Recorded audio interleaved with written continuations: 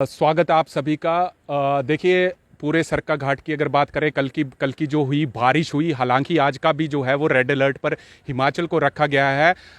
विधायक सरका घाट हमारे साथ दिलीप ठाकुर जी हैं, चले हुए हैं दिन रात करके बात करें, जनता के साथ दुख दर्द बांटने चले हुए हैं। अभी आपने सोशल मीडिया पे भी देखा, ठाकुर साहब का वीडियो भी वायरल हुआ, हालांकि उसके बारे में इन्होंने स्टेटमेंट दे दी है। परंतु एक चीज़ जरूर इनसे पूछेंगे कि क्या सरका घाट की प्रायोरिटीज रहेगी, मानसून सत्र रहेगा, क्या वहां पर रहेगा। ठाकुर साहब, सबसे पहले तो आपका हम यही प्रश्न सीधा पूछेंगे कि इस बार तबाही जो सरका घाट में हुई, हमने भी देखी, आपने भी देखी, सब लोगों ने देखी, परंतु अब ये जो लोगों का इस वक्त दुख है, दर्द है, ये जितना बांटा जाए वो कहीं ना कहीं जो है कम हो रहा है। क्या कहेंगे आप इस त्रासदी के बारे में? मैं इतना ही कहना चाहूँगा कि जो सरका घाट में अब की बार जो त्रासदी हुई है वो सबसे ज़्यादा हुई है। आप लोगों के मकान, जिसने व्यक्ति ने मकान अपना बनाया है, उसमें पैसा खर्चा, अपनी जीवन की कमाई बना के जिस मकान को तैयार किया था, जो उसका सपना था, उस सपना उसका चकनाचूर हो गया है और उसका मकान ख़त्म हो गया। अगर उसके माता पिता और उसके बच्चे आज रहने के लिए उसके पास कोई जगह नहीं है, कभी किसी गांव में रह रहा है, किसी स्कूल में रह रहा है, बड़ी दयनीय स्थिति मेरे अपने क्षेत्र की है। और जहां तक मेरे क्षेत्र में सड़कों का सबसे ज़्यादा सड़कों का नुकसान हुआ है। और उसके बाद जो पीने की पानी की स्कीमें, लगभग सारी स्कीमें बंद हैं और लोग आजकल बारिश का पानी पीने के लिए मजबूर है। और इससे तो लगता है कि कहीं बीमारी फैलने का भी संदेशा बना हुआ है, कहीं ऐसा ना हो कि यहाँ कोई ऐसी घटना हो जाए। इसके लिए भी मैंने विभाग के अधिकारियों से कहा है, पीडब्ल्यूडी के अधिकारियों से कहा है, आईपीएच के अधिकारियों से कहा है। और बिजली के तो बड़ी खस्ता हालत है। बिजली को तो ऐसे दिखावे के लिए 10 दिन में लाइट मिल रही है लोगों को। इसका भी हम जल्दी से जल्दी, मैंने अधिकारियों से कहा कि जल्दी में भी व्यवस्था बनाने की आप काम करें और जल्दी लोगों को सुविधा मिल सके, ताकि हमारे लोग बिल्कुल जैसे पहले रहते थे उसकी तरह अपना जीवन निकाल सके और जीवन अपना निर्वाह कर सके। इसके लिए मैंने सभी अधिकारियों को कहा भी है। ठाकुर साहब, एक चीज़ है, हालांकि आप विपक्ष में हैं इस वक्त, परंतु चलिए इस वक्त तो हम ये कह सकते हैं कि राजनीति इस वक्त नहीं होनी चाहिए, परंतु कई बार जो है चीज़ें जो हैं, अभी कांग्रेस की तरफ से भी स्टेटमेंट आई कि देखिए इस वक्त राव साहब भी हमारे को कल मिले, उन्होंने भी कहीं ये कहा कि जी बीजेपी राजनीति कर रही है, हालांकि किसी नेता का उन्होंने नाम नहीं दिया। क्या कहेंगे आप इस वक्त कि जो कांग्रेस के इतने वरिष्ठ नेता रंगीला राव जी हैं, उनकी तरफ से ये स्टेटमेंट आती है कि भाजपा जो है कहीं ना कहीं राजनीति कर रही है? मैं कहना चाहूँगा कि जितना काम सच में भाजपा के लोग कर रहे हैं, सच में कहना चाहूँगा, हम तो रात दिन चले हुए हैं। और आम जनता जो हमारे चुने हुए प्रतिनिधि हैं, प्रधान हैं, उप प्रधान हैं, बीडीसी मेंबर हैं, जिला परिषद के सदस्य हैं और अन्य जो बहुत से ऐसे कार्यकर्ता हैं जो समाज के लिए काम करना चाहते हैं, वो भी काम कर रहे हैं। मैं किसी व्यक्ति का नाम नहीं लेना चाहता। आजकल मैं तो कहना चाहता हूँ कोई किसी को राजनीति करने की ज़रूरत भी नहीं है और राजनीति इसमें करनी भी नहीं चाहिए, क्योंकि इस त्रासदी के टाइम जो व्यक्ति राजनीति करेगा, लोग देखते हैं उसको। और लोग ऐसे व्यक्तियों को बख्शने वाले नहीं है जो राजनीति कर रहे हैं। अगर कोई ऐसा सोचे कि मैं बड़ा नेता हूँ और मुझे बख्श दिया जाएगा, लोग सब कुछ देखते हैं, सब कुछ पढ़ते हैं। इसलिए मैं कहना चाहूँगा, हम अपनी तरफ से कोई राजनीति, आपने देखा होगा मेरी कोई स्टेटमेंट नहीं आज तक, हमने किसी व्यक्ति के बारे में या किसी ऐसे व्यक्ति के बारे में कोई ऐसी स्टेटमेंट नहीं दिया। हम कहते हैं कि जिस व्यक्ति का चाहे अधिकारी हो, चाहे कोई नेता हो, वो अपना अपना काम करे और मिल के काम करें, टीम के रूप में काम करें। और जो हमारे लोग जो आज इस विपदा की घड़ी में जो जिनके मकान चले गए हैं, हमारा काम है उनको सहारा देना, उनका हौसला बढ़ाना, उनका मनोबल बढ़ाना। और मैं प्रतिदिन अपने क्षेत्र का दौरा करता हूँ। मैं डेली सुबह से निकलता हूँ, शाम 10 बजे घर पहुँचता हूँ। और मेरा काम है कि आज मुझे बड़ी खुशी इस बात की है कि मैंने जहाँ जिस दिन पहले दिन में 12 तारीख को, जिस दिन मैं पहले दिन ज्वाली में गया था, उस दिन वो त्रासदी नहीं हुई थी। उस दिन थोड़ा सा एरिया फटा था। मैंने 12 तारीख को जाके लोगों को वहाँ से निकाला था। 2-3 मकान मैंने खाली कराए थे और रात को फिर वो एक खबर मेरे को आई, ज्वाली गांव में आप गए थे, वहाँ पे लोगों से मिले, फंस आप भी गए थे वहाँ पर, कुछ मेरे को खबरें आई। तो फिर आप उस वक्त कैसे निकले उस सिचुएशन से? वो सामने वीडियो भी था, किसी ने वीडियो भी डाला, मैंने तो नहीं डाला, किसी ने वीडियो भी डाला था। हम भी फंस गए थे, ऊपर बहुत बड़ी बड़ी चट्टानें थी, मैं यहाँ तक अपनी कमर तक वो मिट्टी के में चले गए थे। फिर भी जैसे कैसे भगवान की कृपा से हम वहाँ 7:30 और 8 के बीच में उस स्लाइडिंग से निकल के आए। ये लोगों की दुआ और भगवान की दुआ कि हम वहाँ से बच के निकल गए।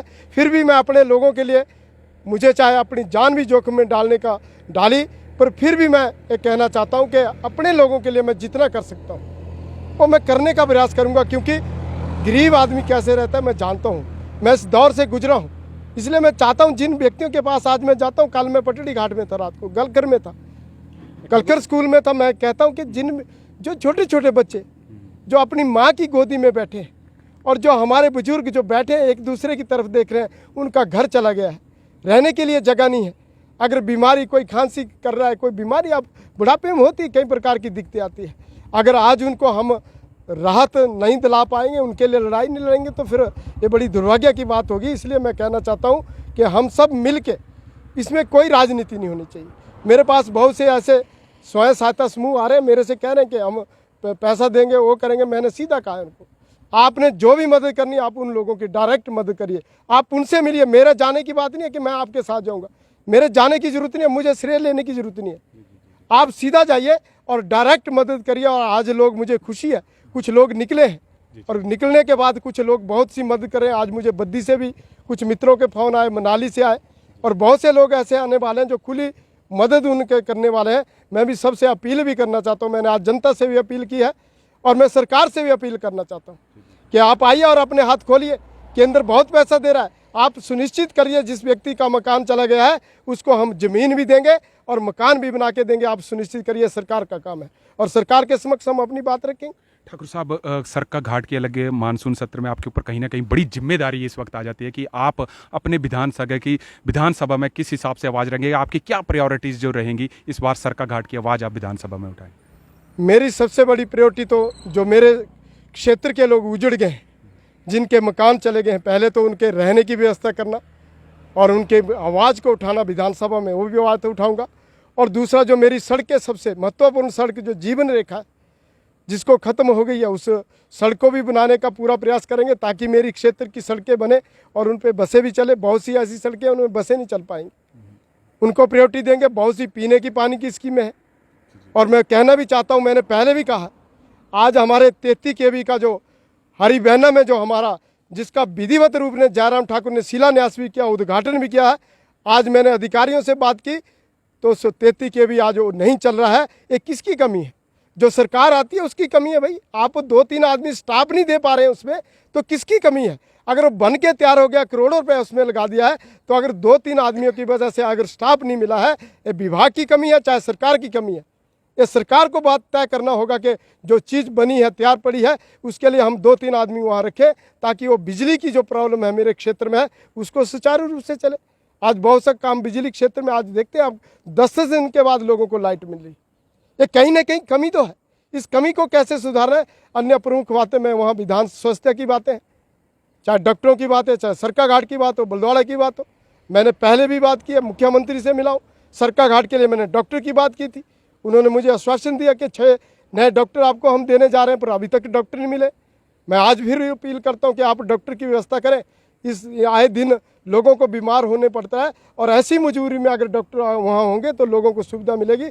ऐसी अनेकों बातें हैं जो मेरे क्षेत्र की बातें हैं, वो मैं विधानसभा में रखूँगा। और जब जनता ने मुझे अपना आशीर्वाद दिया तो मेरा काम है उनकी आवाज़ बन के शिमला विधानसभा में रखूँगा और जो कमियां हैं अपने क्षेत्र की उसके लिए लड़ाई लड़ेंगे, चाहे शिमला की बात हो चाहे दिल्ली की बात हो। ठाकुर साहब, एक चीज़ मैं आपको बताऊंगा, हालांकि आप नए विधायक यहाँ पे बने हैं, इस त्रासदी के बाद जिम्मेवारी बड़ी आपके ऊपर बढ़ जाती है। अंतिम प्रश्न, सरका घाट के जनता को इस कठिन दौर में कैसे निपटे, एक मैसेज ज़रूर हमारे चैनल के माध्यम से दें।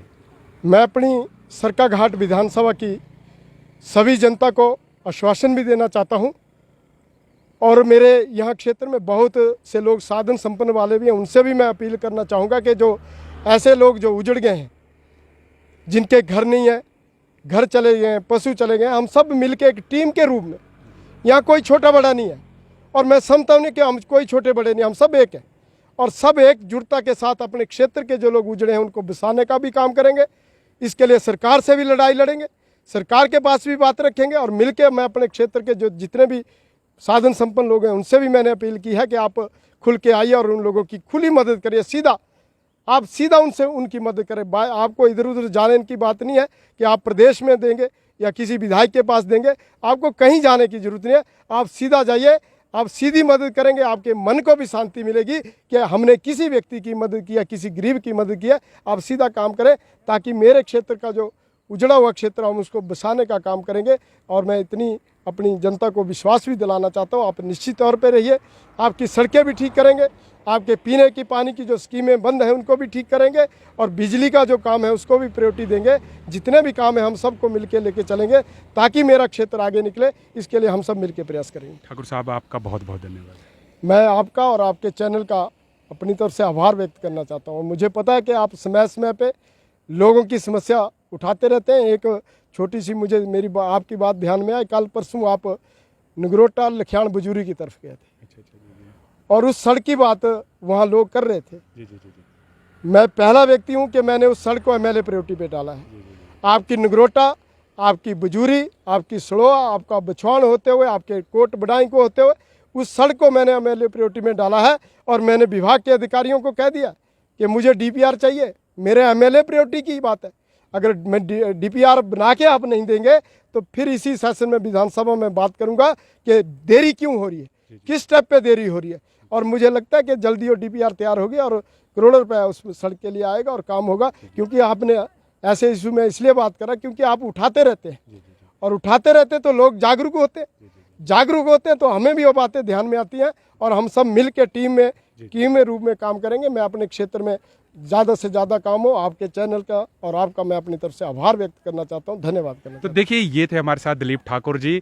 हालांकि इन्होंने खुद बोला कि हमारे उसके लिए उसको एमएलए प्रायोरिटी के लिए जो है समस्याएं जो भी हों हम एक टीम के रूप में जो काम करेंगे, ये बहुत अच्छी बात लगी ठाकुर साहब की। और एक चीज़, अगर आपको हमने भी ये अपील करी, ठाकुर साहब आज विधायक सरकाघाट की अपील कर रहे हैं कि ना विधायक के पास कोई सहायता ना आपको देनी है, आप डायरेक्ट जो विक्टिम्स हैं वहां तक सहायता जरूर पहुंच जाए। ये थे आपके साथ हमारे साथ सरकाघाट के विधायक दिलीप ठाकुर जी। तब तक जुड़े रहिए आप हरीश वर्मा के साथ, हिमाचल फास्ट एक्स।